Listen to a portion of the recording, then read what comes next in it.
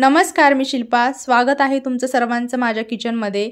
आज आपण एकदम परफेक्ट असा मँगो शिरा कसा बनवायचा हे पाहणार आहोत. बऱ्याच वेळा काय होतं की हा मँगो शिरा बनवल्यानंतर तो चिकट होतो आणि दाणेदार देखील होत नाही. तर तसं काही होऊ नये म्हणून मी येथे हा मँगो शिरा बनवताना येथे एकदम परफेक्ट असं प्रमाण सांगितलेलं आहे. तसेच मध्ये मध्ये काही टिप्स देखील सांगितलेले आहेत. त्यासाठी हा व्हिडिओ शेवटपर्यंत नक्की पहा. चला तर मग मँगो शिरा बनवायला सुरुवात करूया. इथे मी एक पॅन घेतलाय. पॅनमध्ये 1 वाटी पाणी घालून घ्यायचंय. तसेच त्याच वाटीने आपल्याला आता इथे 1 वाटी दूध देखील घ्यायचं आहे. दूध आणि पाणी मिक्स करून घेतलेलं आहे. आता याच्यामध्ये 8 ते 10 केशरच्या काड्या टाकायच्या आहेत.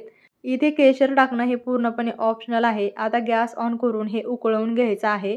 इथे मी 1 वाटी दूध आणि 1 वाटी पाणी घेतलंय. हवं तर तुम्ही फक्त 2 वाटी दूध किंवा फक्त 2 वाटी पाणी देखील इथे घेऊ शकता. केशर मी आधीच याच्यामध्ये टाकून घेतले, म्हणजे केशरचा जो काही रंग आणि सुगंध आहे तो याच्यामध्ये चांगला मिक्स होतो. तर आता हे मी उकळवून घेते.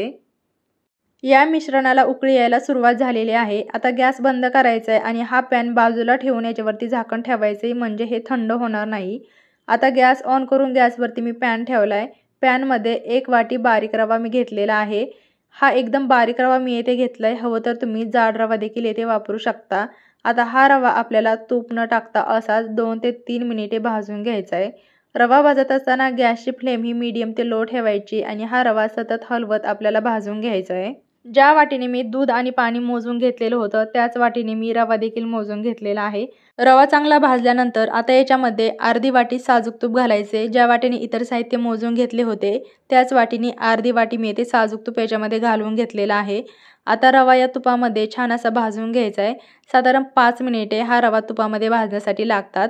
रवा भाजत असताना गॅसची फ्लेम पुन्हा एकदा आपल्याला मीडियम ते लोच ठेवायची आणि हा रवा सतत हलवत भाजून घ्यायचा आहे.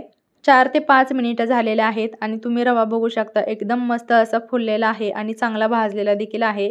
हलकासा गुलाबी कलर या रव्याला आलेला आहे. आता आपण जे साईडला दूध आणि पाण्याचं मिश्रण ठेवलेलं होतं ते मिश्रण आपल्याला थोडं थोडं या रव्यामध्ये टाकायचं आहे. गॅसची फ्लेम लो करायची आणि एका हाताने आपल्याला हे हलवून घ्यायचे आणि दुसऱ्या हाताने आपल्याला हे मिश्रण याच्यामध्ये ओतून घ्यायचं आहे.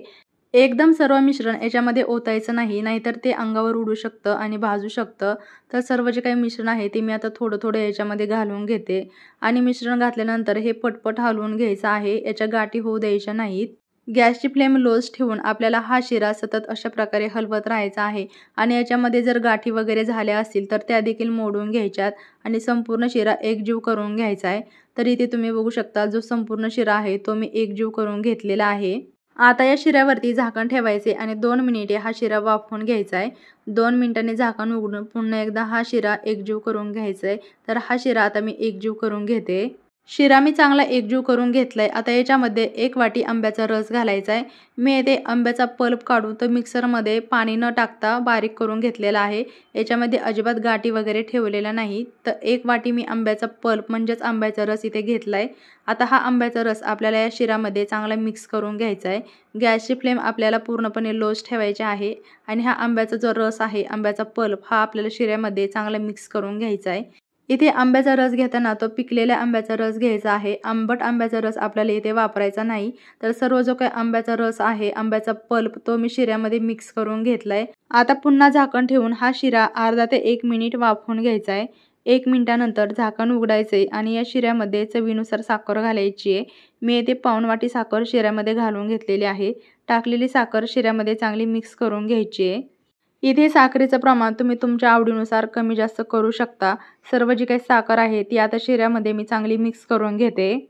साखर मी शिऱ्यामध्ये छान अशी मिक्स करून घेतलेली आहे. आता याच्यावरती पुन्हा अर्धा मिनिट झाकण ठेवायचे. अर्ध्या मिनिटांनी झाकण काढून पुन्हा एकदा शिरा चांगला एकजीव करून घ्यायचा आहे. तर इथे तुम्ही बघू शकता शिरा मी छान असा एकजीव करून घेतलेला आहे. आता याच्यामध्ये अर्धा चमचा वेलची पावडर घालायची आहे आणि वेलची पावडर देखील शिऱ्यामध्ये छान अशी मिक्स करून घ्यायची आहे आणि गॅसची फ्लेम बंद करायची आहे. चला तर मग तयार झाला आपला एकदम परफेक्ट दाणेदार मँगो शिरा. इथे हा शिरा अजिबात चिकट देखील झालेला नाहीये. मी इथे हा शिरा बनवताना एकदम अचूक प्रमाणे ते सांगितलेलं आहे. त्याच्यामुळे तुमचा शिरा अजिबात बिघडणार नाही किंवा चिकट देखील होणार नाही आणि एकदम दाणेदार अशा प्रकारचा तुमचा हा मँगो शिरा तयार होईल. तुम्हाला माझी ही आजची मँगो शिरा रेसिपी कशी वाटली मला कमेंटमध्ये नक्की सांगा. व्हिडिओ आवडला असेल तर व्हिडिओला लाईक, शेअर तसेच माझ्या चॅनलवरती जर नवीन असाल किंवा पहिल्यांदाच जर माझे व्हिडिओ पाहत असाल तर माझ्या चॅनलला सबस्क्राईब करायला विसरू नका. पुन्हा भेटूया अशाच एका नवीन रेसिपीसोबत. तोपर्यंत बाय बाय.